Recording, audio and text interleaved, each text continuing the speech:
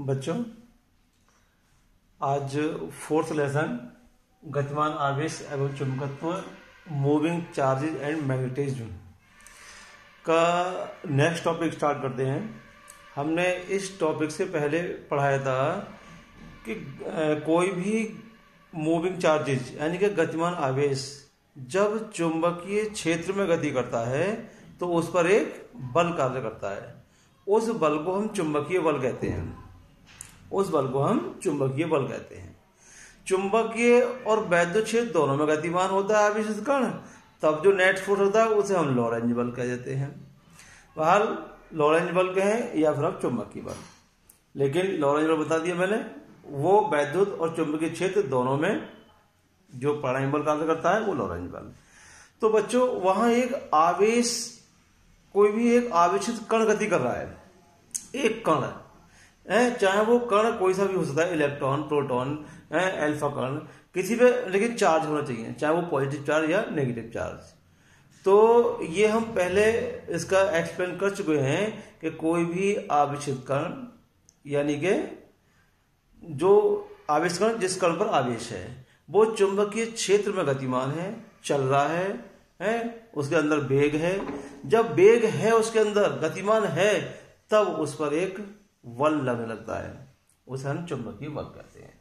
तो बच्चों, अब इसके आगे जो नेक्स्ट टॉपिक आ रहा है, गतिमान आवेश पर बल से धारावाही चालक पर बल की व्याख्या। यानी कि जो गतिमान आवेश था, गतिमान आवेश हमने किसे कहा है कि ऐसा कोई पार्टिकल जिस पर आवेश है और वो चुंबकीय क्षेत्र में गतिमान है, तो क्या हो गया, गतिमान आवेश हो गया। तो गतिमान आवेश पर बल से, क्योंकि ये हम पढ़ चुके हैं कि कोई भी आवेश जब गतिमान होता है चुंबकीय क्षेत्र में, ये हम पढ़ चुके हैं। तो अब इससे यानी कि गतिमान आवेश पर बल से धारावाही चालक पर बल की व्याख्या। तो बच्चों, वहां एक कण की बात कर रहे थे हम, अब यहां एक धारावाही चालक की बात कर रहे हैं हम। तो धारावाही चालक से मतलब क्या है बच्चों कि एक कोई चालक है, कंडक्टर है। चालक का मतलब भाई एक ऐसा कोई तार है जिसमें धारा का प्रवाह आसानी से होता है, ठीक है ना। जितनी भी धातुएं हैं सब वैद्युत की अच्छी चालक होती है, सुचालक है। और सुचालक को हमने बता दिया है कि भाई वो अच्छा चालक होता है जिनके अंदर मुक्त इलेक्ट्रॉनों की संख्या बहुत अधिक होती है, क्योंकि मुक्त इलेक्ट्रॉन ही आने जाने का कार्य करते हैं। और इलेक्ट्रॉन एक ऐसा कण है कि जिस पर आवेश होता ही रहता है निगेटिव। उस पर जो प्राकृतिक आवेश है वो उतना रहता ही है, ना उसे हम इलेक्ट्रॉन पर जितना आवेश है उसमें तक कम कर सकते हो ना ही बढ़ा सकते हो। तो कहने का तात्पर्य बच्चों अब ये है कि किसी चालक पर बल का मान हमें ज्ञात करना है, किसके द्वारा, उसके द्वारा जो कि एक आवेशित कण चुंबकीय क्षेत्र में गति करता है तो उस पर बल लगता है। तो सिंपल सी बात है भाई, हम कहेंगे भाई इस चालक में कोई धारा बह रही है। ये धारावाही चालक का मतलब क्या है बच्चों, एक ऐसा चालक जिसमें धारा बह रही है, धारावाही चालक। तो बच्चों, धारा बह रही है तो धारा की परिभाषा हम पहले बता चुके हैं, क्या कि जब किसी चालक में आवेश बहता है तो 1 सेकंड में आवेश के बहने को ही हम वैद्युत धारा कहते हैं। यानी कि किसी भी अनुप्रस्थ परिच्छेद से एकांक समय में गुजरने वाले आवेश को वैद्युत धारा कहते हैं। तो बच्चों, अब हमें ये देखना है कि भाई कितने इसमें इलेक्ट्रॉन हो सकते हैं, फ्री इलेक्ट्रॉन जो चलने वाले हैं, ठीक है ना। तो अब जो मुक्त इलेक्ट्रॉन है, अगर उनकी संख्या हमें ज्ञात हो जाए तो भाई एक कण पर लगने वाला चुंबकीय बल हम पीछे ज्ञात कर चुके हैं, तो VQV sin थीटा या QVV sin थीटा जैसे मैंने लिखा था। तो VQV sin थीटा बच्चों भाई V small v second v उसकी वेलोसिटी, उसका वेग है कण का, और कैपिटल V फर्स्ट v वो चुंबकीय क्षेत्र है, चुंबकीय क्षेत्र की तीव्रता उसका मान है, ठीक है ना। और Q उस पर आवेश है और V वेग है। साइन थीटा तो बच्चों उसके चलने की डायरेक्शन करके और चुंबकीय क्षेत्र के बीच का कोण है। तो उस एक कण पर लगने वाले बल से हमें पूरे चालक पर लगने वाला बल ज्ञात करना है। सिंपल सी बात है भाई, एक इलेक्ट्रॉन पर कितना बल लग रहा है, जितने इलेक्ट्रॉन इसमें हैं उन सब पर फाइंड करना है। तो एक इलेक्ट्रॉन पर जो बल है, मान लीजिए भाई 10 इलेक्ट्रॉन है, 10 से मल्टीप्लाई कर लो, 20 इलेक्ट्रॉन है, 20 से मल्टीप्लाई कर लो, है n इलेक्ट्रॉन है तो n से मल्टीप्लाई कर लो। तो देखो बच्चों भाई हमने ये मान लिया कि ये चालक है बच्चों, इसकी लंबाई n है। जैसे मान लीजिए ये चुंबकीय क्षेत्र बच्चों, देखो ये मैं दिखा दे रहा हूँ एक प्रकार गुना करके, ये चुंबकीय क्षेत्र बच्चों, ये चुंबकीय क्षेत्र है ये B, और इसमें कोई चालक ये रखा हुआ है, ये चालक रखा हुआ है, ठीक है ना। ये चालक चलो यहाँ पर L लंबाई के चालक है, ये यहाँ से यहाँ तक मैंने ये लंबाई मान ली इसकी बच्चों, ये वाकई इसकी अक्ष है, ये धारा है ये। तो इसमें कोई भी करंट का फ्लो हो रहा है भाई, आई धारा घर है, और इसकी ये L लंबाई है, और मान लीजिए चुंबकीय क्षेत्र के साथ ये थीटा कोण पर रखा हुआ है, ठीक है ना, चुंबकीय। तो बच्चों भाई धारा जिधर लेंगे इलेक्ट्रॉन के चलने की से धारा के विपरीत होती है, वो तो इलेक्ट्रॉन इसमें गमन करेगा हमारा, ठीक है नहीं। तो अब देखो बच्चों भाई हमने कोई ऐसा मान लिया कि ये चालक है, वो चालक की लंबाई L है, माना चालक की लंबाई L, कैपिटल L, इसके अनुप्रस्थ परिच्छेद का क्षेत्रफल,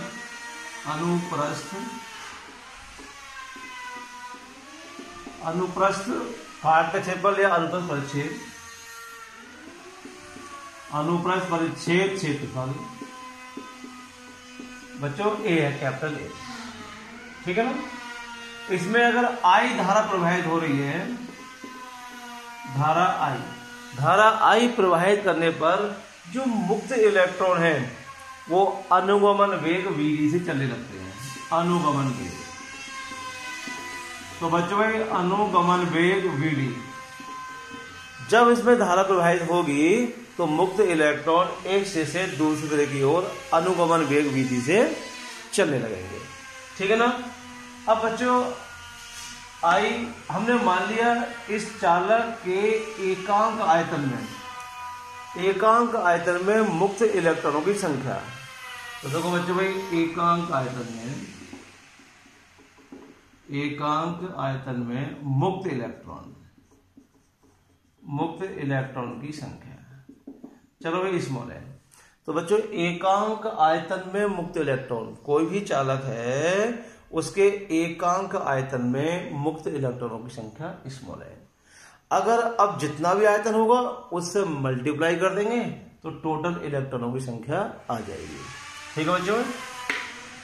यहां बच्चों I है, BD है, L है और A इसका क्षेत्रफल है।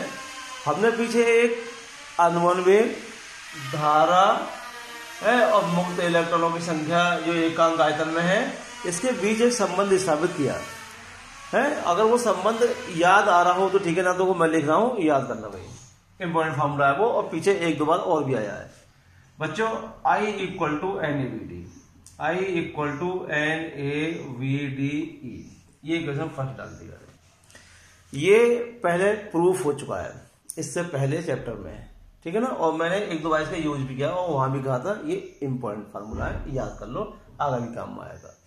तो बच्चों चालक में बहने वाली धारा I, एकांक आयतन में मुक्त इलेक्ट्रॉनों की संख्या स्मॉल n, A इसके अनुप्रस्थ काट का क्षेत्रफल, BD जब हम धारा प्रवाहित करेंगे तो जो इलेक्ट्रॉन है मुक्त इलेक्ट्रॉन वो अनुगमन वेग Vd से चलने लगते हैं, और E इलेक्ट्रॉन पर चार्ज है, ठीक है ना, ये प्रूफ पहले कर चुके हैं। तो देखो बच्चों भाई देखिए ये हमने संबंध लिख लिया है, कहीं काम में आ सकता है। हम बच्चों पूरे चालक का आयतन निकाल लेते हैं। क्यों निकालते हैं? क्योंकि हमें मालूम है कि एकांक आयतन में हमने मान रखा है कि भाई मुक्त इलेक्ट्रॉन स्मॉल है, एकांक आयतन में है ना, तो पूरे चालक के आयतन में कितने इलेक्ट्रॉन होंगे, तो ये पूरा आयतन कितना हो जाएगा इसका। बच्चों चालक का इसका जो शेप है वो बेलनाकार है, या कोई भी शेप हो हम आयतन निकाल सकते हैं, छोटी कक्षाओं में पढ़ाया गया है। तो इसका बच्चों आयतन क्या निकलेगा भाई, आधार का क्षेत्रफल गुणा ऊंचाई। तो आधार का क्षेत्रफल यानी कि इसके अनुप्रस्थ काट का क्षेत्रफल A मान रखा है हमने, इसकी जो लेंथ है, जो लंबाई है वो कैपिटल L मान रखी है हमने। तो वो जो ऊंचाई यानी कि इसकी लंबाई हो गई L, तो आधार का क्षेत्रफल गुणा ऊंचाई आयतन हो गया। तो चालक का आयतन A इंटू L। तो देखो बच्चों भाई चालक का आयतन, जो धारावाही चालक है उस चालक का आयतन, तो बच्चों चालक का आयतन हो गया A इंटू एल, आधार क्षेत्र गुणा ऊंचाई, ठीक है ना। अब ये पूरे चालक का आयतन है बच्चों, एकांक आयतन में मुक्त इलेक्ट्रॉनों की संख्या कितनी है, स्मॉल एन। अगर 2 आयतन है तो भाई इसका 2 टाइम्स 2n हो जाएगा, 3 आयतन है तो 3n, लेकिन चालक का आयतन कितना है Al। तो पूरे चालक में पूरे आयतन में मुक्त इलेक्ट्रॉनों की संख्या कितनी हो जाएगी बच्चों, n से मल्टीप्लाई कर दो, NaL। तो लिख देता हूं मैं पूरे चालक में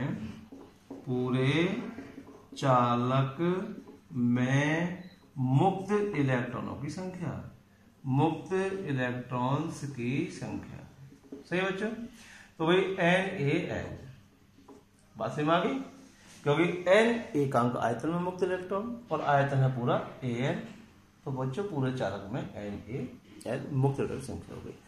एक इलेक्ट्रॉन पर लगने वाला बल, बच्चों में एक इलेक्ट्रॉन पर लगने वाला बल निकालता हूं, एक इलेक्ट्रॉन पर लगने वाला बल।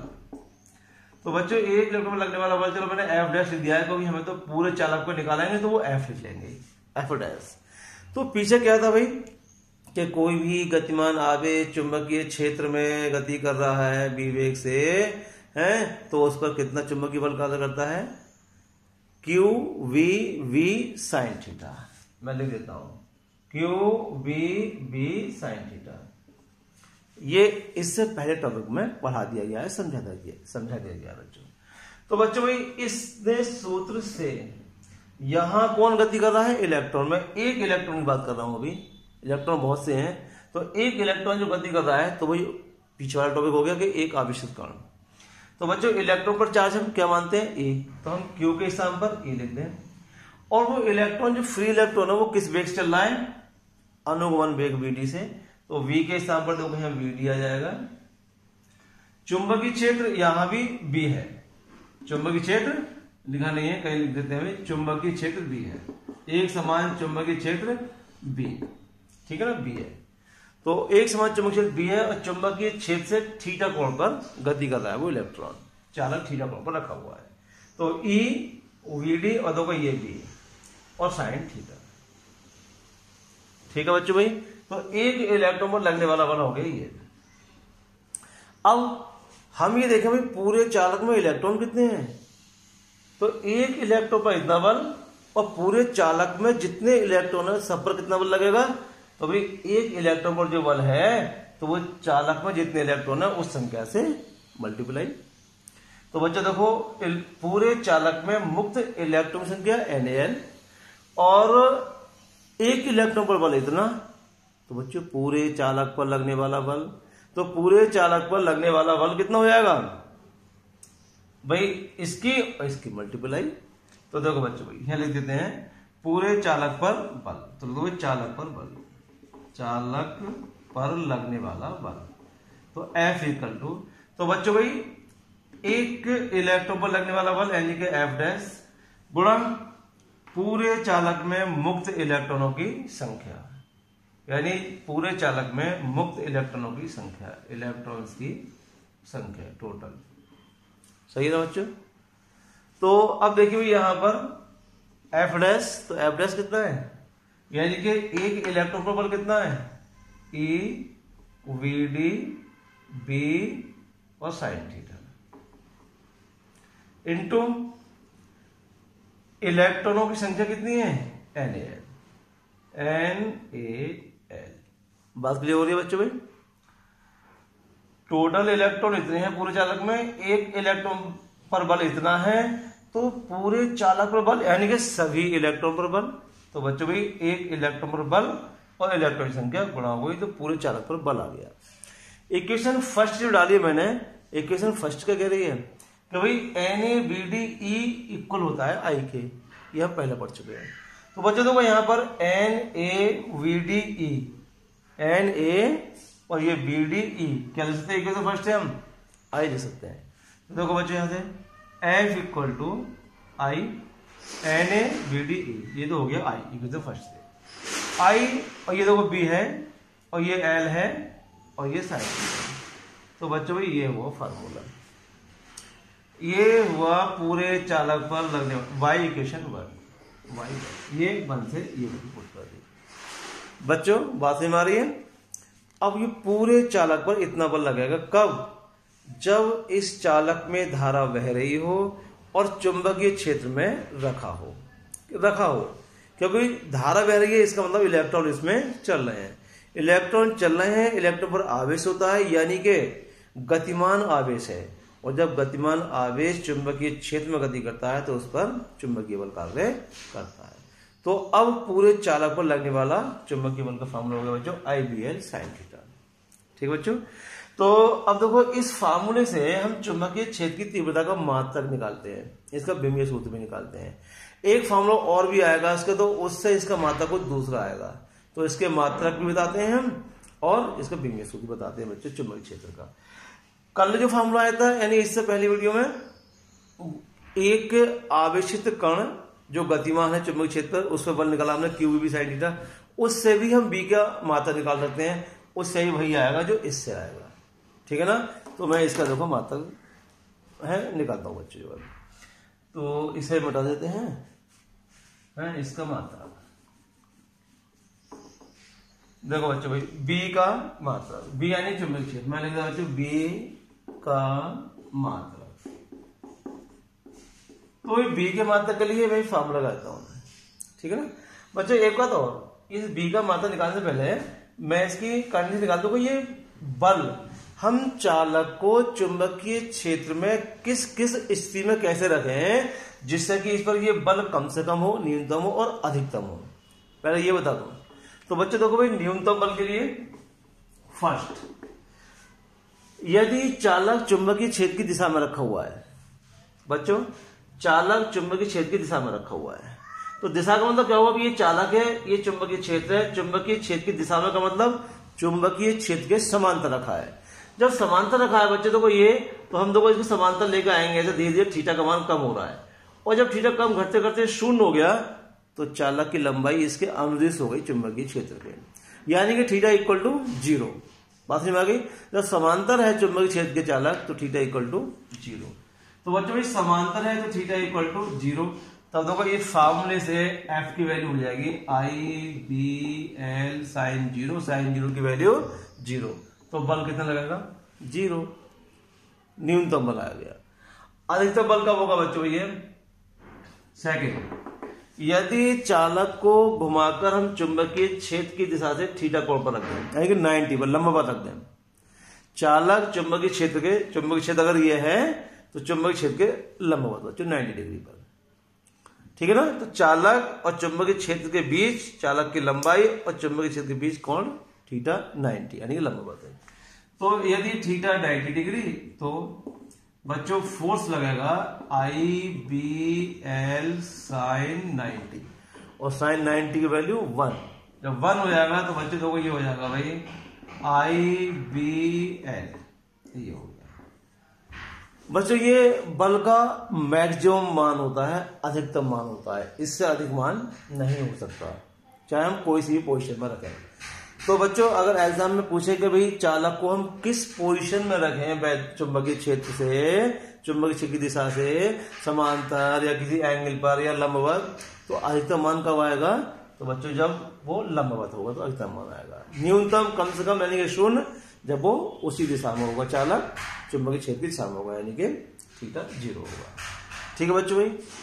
अब इसके बाद देखो मैं यहां से, क्योंकि कोण यहां पर थीटा लेंगे तो थीटा तो विमाहीन राशि है, डायमेंशन लेस है, मात्रक में इसका यूज नहीं करेंगे, इसलिए मैं अब ये मैक्सिमम वाली वैल्यू को यूज करता हूं। और तो यहां से हम चुंबकीय क्षेत्र का मात्रक निकालते हैं। ये कई बार एग्जाम में आता है बच्चों कि चुंबकीय क्षेत्र का मात्रक ज्ञात कीजिए।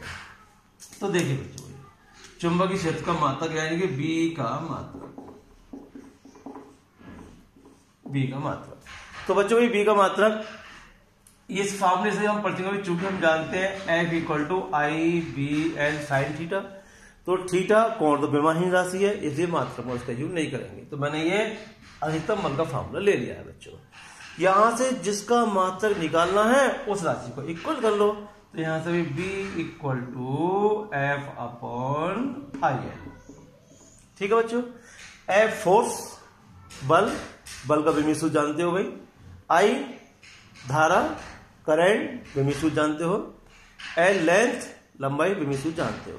तो बच्चों भाई बी की विमा, तो बी की विमा, तो बच्चों भाई एफ की विमा, एफ बल, तो बल की विमा M L T minus two, M L T minus two. I वैद्युत धारा, वैद्युत धारा की विमा बच्चों ए, और लेंथ की तो एल ही होती है लंबाई, ठीक है ना। देखो एल से एल कैंसिल, तो बच्चों इसे ऊपर ले आए, इसकी पावर माइनस हो जाएगी, यानी कि M T minus to A minus one, ये बी की विमा हो गई बच्चों, ठीक है ना। तो अच्छा हमने विमा निकाल दी बच्चों, ये कोई बात नहीं, तो यहाँ बी की विमा लिख दो बच्चों, बी की विमा। अब बच्चों रही बात मात्रक की, ये विमा निकली तो विमा निकाल दो, कोई बात। अब मैं मात्रक निकाल देता हूँ, देखो जी बी का मात्रक। तो बच्चों बी का मात्रक, हम मात्रक से विमा निकाल सकते हैं और विमा से मात्रक भी निकाल सकते हैं। हम फार्मूला जो दे रखा है उस फार्मूले से भी मात्रा लिख सकते हैं, फार्मूले से विमीय सूत्र भी लिख सकते हैं। बस हमें फार्मूला याद होना चाहिए, कौन सी भौतिक राशि को है हम किससे रिप्रेजेंट करते हैं वो हमें ज्ञात होना चाहिए, कौन सी भौतिक राशि है क्या विमीय सूत्र है वो हमें ज्ञात होना चाहिए। सब हर राशि की विमा निकाल सकते हैं। तो बच्चों देखो बी का अब मात्रक, तो मात्रक के लिए फिर मैं ये लगा लूं फार्मूला भाई F equal to I V L, तो यहां से देखो v equal to F upon I L. तो बच्चों देखो भाई चूंकि v equal to F upon I L, ठीक है ना बच्चों भाई v equal to F upon I L. तो बच्चों एफ फोर्स, और हम बल की विमा जानते हैं बच्चों, ऐसा ही मात्रक क्या होता है भाई न्यूटन, धारा की एम्पियर है भाई, हम बल का मात्रक न्यूटन, धारा का मात्रक एम्पियर और लंबाई का मात्रक मीटर। तो लंबाई का मात्रक बच्चों मीटर, न्यूटन पर एम्पियर मीटर, न्यूटन पर। तो बच्चों ऐसा ही मात्रक इसका न्यूटन पर एम्पियर मीटर है। इसे टेस्ला भी कहते हैं, इसे टेस्ला बच्चों, इसे टेस्ला भी कहते हैं, सही ना, इसे टेस्ला भी कहते हैं। एक न्यूटन पर एम्पियर को टेस्ला भी कहते हैं।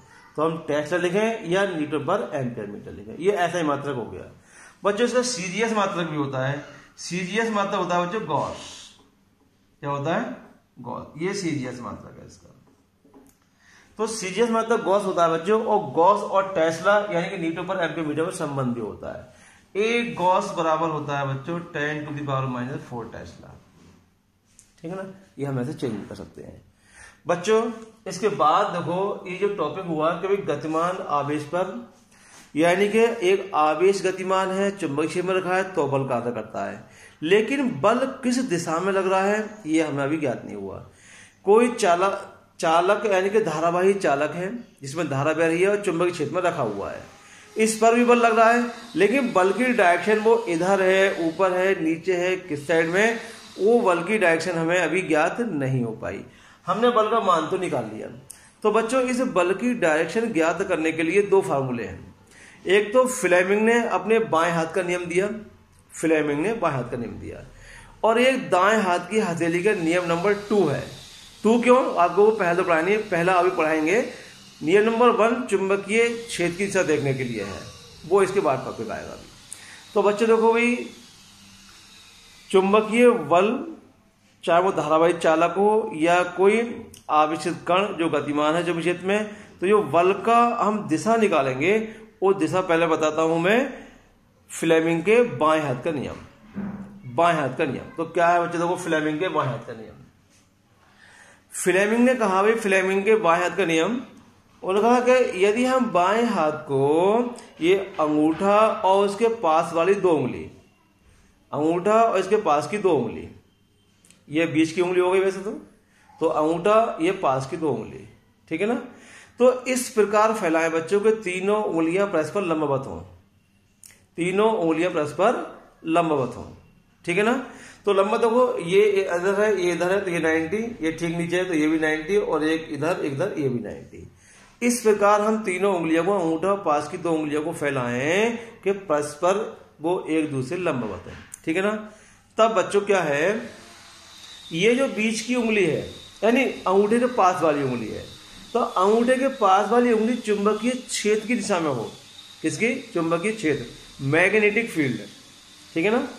और ये बीच की उंगली है, ये जो बीच की उंगली है मध्यमा उंगली, ये धारा की दिशा में हो, करंट की डायरेक्शन में हो, तब अंगूठा जिस दिशा में होगा वही दिशा चालक पर लगने वाली बल की दिशा होगी। बात समझ में आ रही है? और मैं देखो रिपीट करता हूं और याद करने का भी तरीका बताता हूं इसे। बच्चों, अंगूठा फोर्स की दिशा कब बताएगा? जब ये चुंबकीय क्षेत्र की दिशा में हो, अंगूठे के पास वाली उंगली, बीच वाली उंगली धारा की दिशा में हो, तब अंगूठा ये दोनों फिक्स हो जाएं, ये धारा की दिशा में और ये जो अंगूठे के पास वाली है वो चुंबकीय क्षेत्र की दिशा में, तब अंगूठा जिस दिशा में होगा वो बल की दिशा होगी। तो देखो, बल को इंग्लिश में कहते हैं फोर्स, यानी कि एफ। तो मैंने लिख दिया इस पर F, force F. Magnetic field, चुंबकीय क्षेत्र, इसके पास वाली को मैं लिख दिया एम, ठीक है ना। करंट, बीच वाली उंगली करंट, मैंने लिख दिया सी, करंट का सी, एफ एम सी। अगर भूल जाओ तो भी यहां से स्टार्ट करना उंगली से, एफ से फादर, एम से मदर और सी से children. Father mother children, father mother children, याद रहेगा हमेशा कि फादर, अच्छा फादर एफ फॉर फोर्स, ये फोर्स को दिखाएगा। एम मदर, ये father mother, mother magnetic field, चुंबकीय क्षेत्र। सी चाइल्ड, अच्छा सी फॉर करंट, ये करंट को। याद हो गया? भूलोगे नहीं कभी भी, ठीक है नहीं। तो भाई अंगूठे के पास वाली उंगली मैग्नेटिक फील्ड मदर की डायरेक्शन में हो, चुंबकीय क्षेत्र की डायरेक्शन में हो, और बीच की उंगली करंट की डायरेक्शन में हो, ठीक है, धारा दिशा में हो, तब अंगूठा जिस दिशा में होगा वो बल की दिशा होगी। तो ये तो हो गया बच्चों फ्लेमिंग के बाएं हाथ का नियम, लेफ्ट हैंडेड रूल। अब एक दूसरा है दाएं हाथ की हथेली का नियम नंबर 2, राइट हैंड की हथेली, देखो पाम रूल। तो ये पाम रूल क्या है बच्चों? हम हथेली को बिल्कुल ठीक ऐसे फैलाएंगे, ठीक है ना, ऐसे बिल्कुल सीधा, ठीक। तब क्या है, ये जो उंगलियां हैं, सब उंगलियां वो चुंबकीय क्षेत्र की डायरेक्शन में हो, मैग्नेटिक फील्ड चुंबकीय क्षेत्र की डायरेक्शन में हो, ठीक है ना। अंगूठा धारा की दिशा में हो, करंट, मैग्नेटिक फील्ड करंट, सही ना। माता बच्चे, यानी कि मदर और ये चाइल्ड। तो उंगलियां चुंबकीय क्षेत्र की दिशा में हो, अंगूठा धारा की दिशा में हो, तब जो बल की दिशा होगी वो हथेली से धक्का देने की दिशा, हथेली के लंबवत। हम धक्का को तो ऐसे देते हैं, ऐसे, तो हथेली के लंबवत जो धक्का देने की दिशा होती है वही दिशा बल की दिशा होती है। तो बच्चों, इस प्रकार से जितना भी बल उत्पन्न हो रहा है किसी धारावाही चालक पर या किसी आवेशित कण के गतिमान होने पर चुंबकीय क्षेत्र में, तो उसमें बल का परिमाण F बराबर क्यू वी साइन थीटा, या चालक तार है तो आई वी एस साइन थीटा, उससे निकाल लेंगे हम। दिशा देखने के लिए चाहे तो हम फ्लेमिंग के बाएं हाथ का रूल इस्तेमाल करें या फ्लेमिंग के वो यानी दाएं हाथ की हथेली का नियम नंबर 2, तो ही समझा दिए मैंने, ठीक है। तो बच्चों भी आज के लिए इतना ही, बाकी ठीक से करिए, ठीक से पढ़िए, सब कुछ समझ में आता रहेगा। Okay, thank you.